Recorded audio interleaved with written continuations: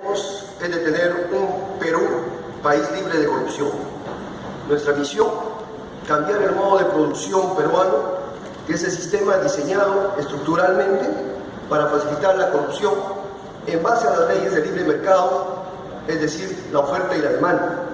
Debe entenderse que la génesis de la corrupción sobre todo tiene la índole política antes que un fallo del Poder Judicial o de la policía.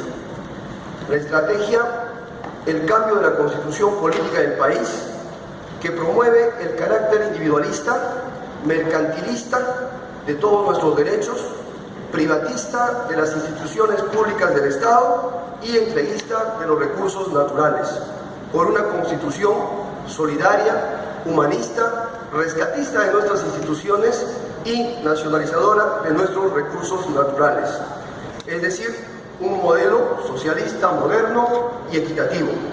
Pasar del Estado regulado por el mercado a un Estado que regule el mercado. Caso contrario, no se podría atacar la médula de la génesis de la corrupción en el país. Objetivos: abolir todo aquello que promueva, facilite, blinde y proteja sistemática e institucionalmente la corrupción en el país, empleando el menor costo económico y además humano. Evitar que la lucha anticorrupción, paradójicamente, se convierta en fuente de negocio ilícito para los malos funcionarios del Estado. Lamentablemente, la corrupción en el país se ha convertido en el nuevo terrorismo de Estado, donde no hay institución pública o privada que haya sido involucrada. Por tanto, planteamos lo siguiente. Primero, el cambio de la constitución política del país, porque no se puede abordar la corrupción ajena al modo de producción neoliberal que vive el país. Aún así se cometan los actos criminales o de corrupción, siempre que sean rentables en la sociedad de libre mercado, se van a seguir dando. Esta nueva constitución debe sustituir el estado de la oferta y la demanda por un estado con valores y principios. Cambiada esta matriz, se podrán cambiar todos los capítulos: económico, sanitario, descentralista y demás, orientado a crear una sociedad más humanista y desterrar la sociedad mercantilista actual. Segundo, iniciar la descentralización económica, fiscal y tributaria como estrategia anticorrupción. El año fiscal 2015, el gobierno central manejó el 65% del presupuesto del Estado. Este año fiscal 2016 está manejando el 74% del presupuesto. Se sabe que hay una proporción directa entre el poder económico y el nivel de corrupción, con lo cual quiero manifestar que pese a haberse dado casos de corrupción en municipios y gobiernos regionales, este debe ser mucho más a nivel del gobierno central. Es aquí donde se ha procedido a la venta de muchos bienes de la patria, muchos servicios han sido privatizados y concesionados. Y para dar inicio a esto debe iniciarse la descentralización de un único ministerio en el Perú que no ha sido descentralizado a ningún gobierno regional. Me refiero al Ministerio de Economía y Finanzas.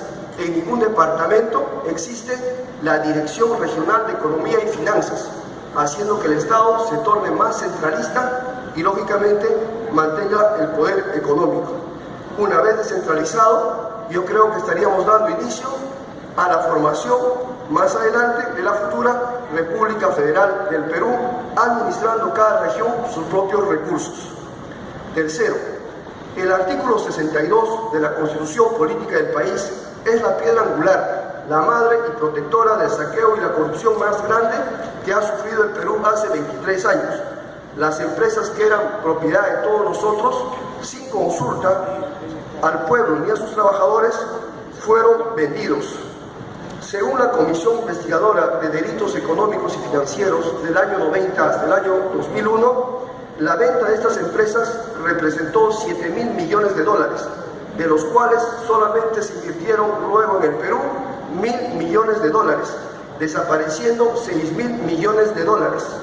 Y para que nadie pueda investigar este acto corrupto, la Constitución lo blinda con este artículo, impidiendo la revisión de todas las concesiones, impidiendo la revisión de todos los tratados de libre comercio, bajo el pretexto de la estabilidad jurídica, que no es nada más que la estabilidad de la corrupción en el país. Es más, ni el Congreso de la República, y lo dice taxativamente, puede modificar este artículo. Por eso urge una asamblea constituyente que modifique este artículo. Y no solamente se trata de un artículo, sino están estos asociados sistemáticamente a los anteriores y a los posteriores, por lo que urge finalmente una nueva constitución. En el punto 4, la creación de una página web donde se obligue a publicar todos los contratos ley y los TLC firmados, para que el pueblo pueda ingresar a la vigilancia de su cumplimiento, pues muchas incumplen las cláusulas. Estos días se firmará el TPP en el más grande oscurantismo de nuestro pueblo, anonimato sin precedentes que solo puede darse en un Estado que convive y facilita la corrupción en contra de la transparencia. 5. Convenios lesivos del Estado que impiden su cumplimiento por parte del Estado y que afectan la paz social. Para que la corrupción se consuma, su objetivo es suspender derechos al pueblo. Así se le quitó el carácter vinculante a la consulta de los pueblos y el derecho al subsuelo a las comunidades.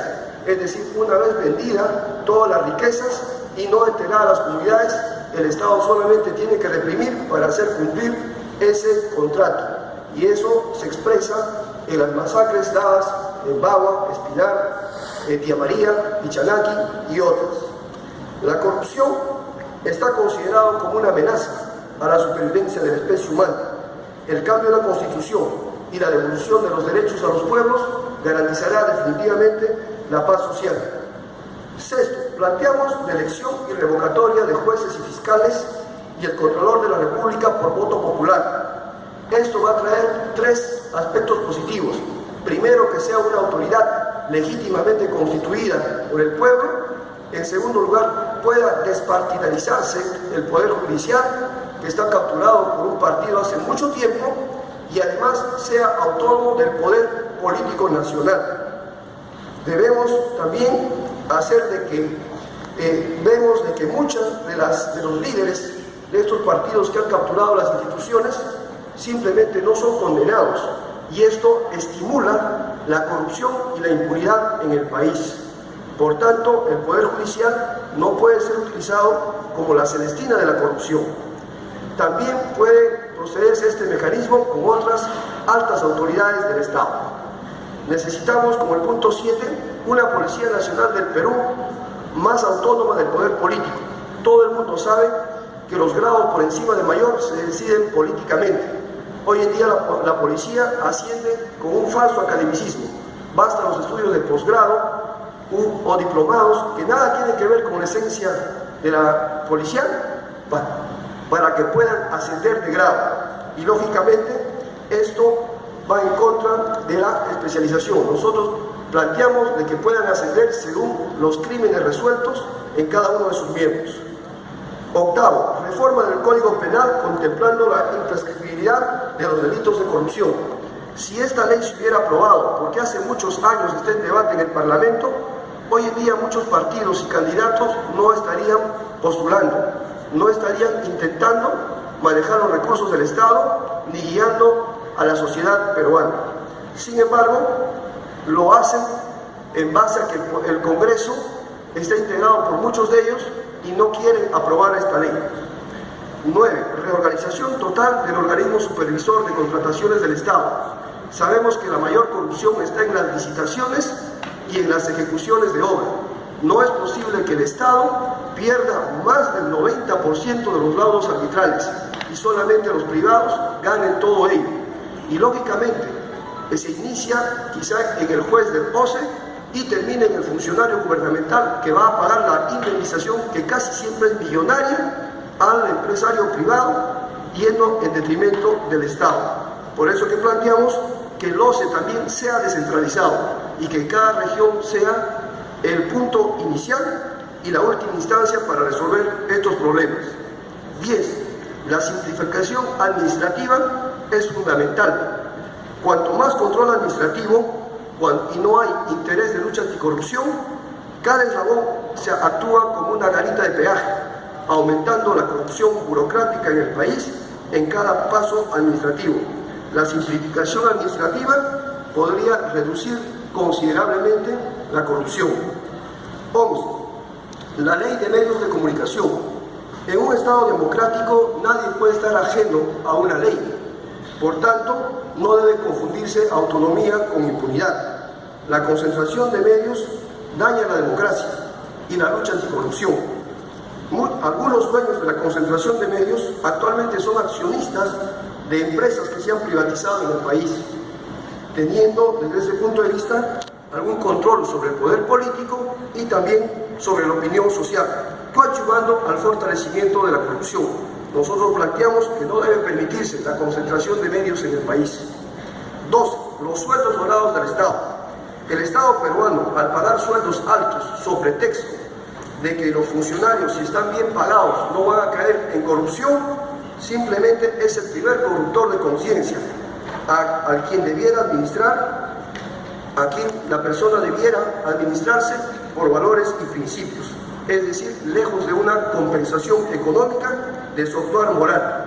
Creo que el Contralor de la República debe liderar esta iniciativa, renunciando a su sueldo que actualmente duplique el del Presidente de la República, pues se ha demostrado que la actual política no funciona y seguimos en peores niveles de corrupción. Otros candidatos también han planteado que toda la culpa es de la Contraloría, pues no es así. Repito que la génesis fundamentalmente de la corrupción es política antes que un tema judicial, policial o contralor. 3. Ningún funcionario o exfuncionario debe beneficiarse directamente de las normas emitidas por su cartera. Hemos tenido experiencia de que un exministro sacó la ley de las AFPs e inmediatamente instaló su empresa de AFPs. Vemos cuando se hacen los grandes proyectos de irrigación, son los mismos funcionarios que después compran las tierras al haber hecho el proyecto de irrigación con el dinero del pueblo. Otros emiten leyes en beneficio del sector privado, universidades, clínicas, AFPs y demás, y se benefician directamente. 14. Necesitamos un ente contralor especial para las empresas privadas, puesto que éstas se comportan como un elemento corruptor del sector público. Ningún empresario hace fortuna con su dinero, sino con dinero ajeno, filosofía que muchos de ellos emplean.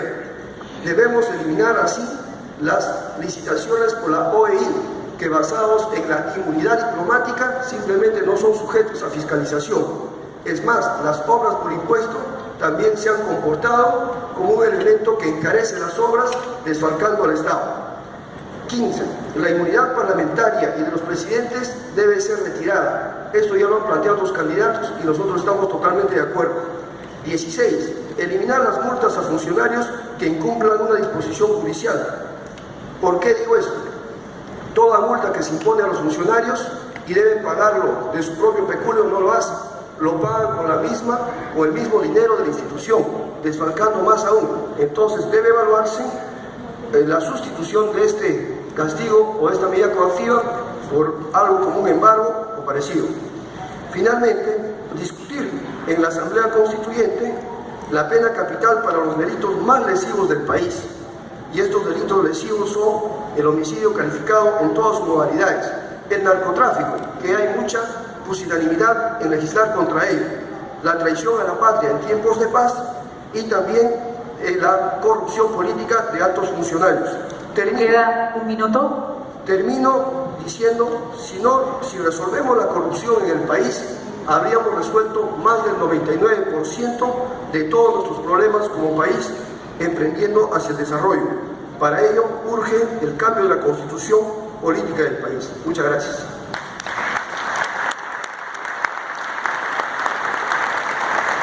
Hemos escuchado las propuestas del señor Vladimir Cerrón en materia anticorrupción y ahora vamos a iniciar la rueda de preguntas. Empezamos con el periodista Eduardo Guzmán. Adelante. Gracias, ministra. Buenas tardes, señor candidato.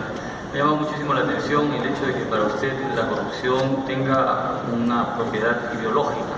Usted se refería a la oferta y demanda como la génesis de la corrupción. El 21 de enero de 2011, el diario El País de España publicó un siguiente cable en nota pequeña.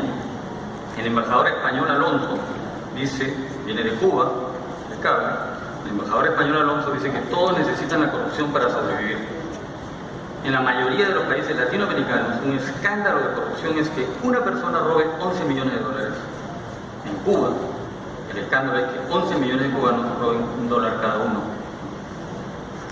De alguna manera, usted que está formado en Cuba, porque usted estudió medicina en la Universidad de Ciencias Médicas Carlos Finlay, imagino que trae esa carga ideológica.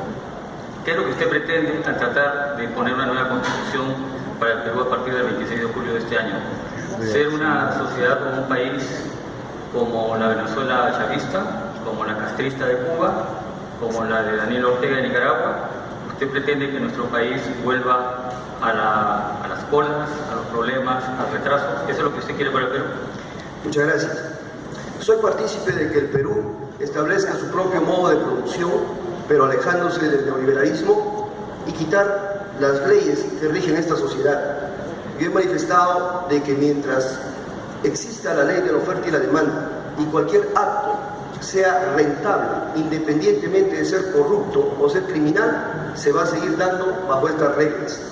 Nosotros abogamos porque el Perú constituya su propio modelo, no implantado como el neoliberalismo que también fue implantado aquí, que son ideologías extranjerizantes. Y se habla mucho de que el socialismo ha fracasado en el mundo. Yo le preguntaría también al pueblo que reflexione si es así, ¿dónde está el éxito del neoliberalismo en el Perú? En el último lugar de comprensión lectora que está la patria, en los 2.700.000 analfabetos que tenemos, en las AFPs que explotan a nuestros jóvenes, en las masacres sociales y en la criminalización de la protesta. Yo diría que el recuerdo más malo que he tenido de las colas ha sido en el primer gobierno aprista, que definitivamente no era socialista ni algo parecido. ¿Está usted satisfecho con la respuesta del candidato? Me gustaría conocer algunos puntos más de su pensamiento. Por ejemplo, ¿qué haría usted con las empresas privadas? ¿Qué haría usted con la CONFIEP? Su representante estuvo acá estos 2 días, no sé si está presente. ¿Qué haría usted con la empresa privada particularmente? Yo cuestionaba en la Sociedad Nacional de Industria, Petróleo y Minería, por ejemplo, no entiendo a santo de qué se denominan así, porque el Perú está desindustrializado. Cuando viví en Huancayo, yo conocí la manufactura Los Andes, las manufacturas del centro, la maltería Lima, la Inca Kola y demás, que hoy día ya no existen. Igual en la avenida Venezuela y Argentina existían fábricas que hoy ya no existen. Sin embargo, la sociedad de industria sigue existiendo y yo no sé qué industrias han promovido o han hecho nuevas en el Perú. El Perú, en conclusión, más bien, lo han desindustrializado. Nosotros queremos, por el contrario, industrializar este país y con esa industrialización generar empleo y con esa generación de empleo fortalecer nuestros sectores de educación, de salud y demás, y además sostener los programas sociales que no deben ser indefinidos, deben tener fecha de caducidad definitivamente, porque llevarlo a ser indefinido genera dependencia, baja autoestima y corrupción en quienes manejan estos programas sociales. Bien.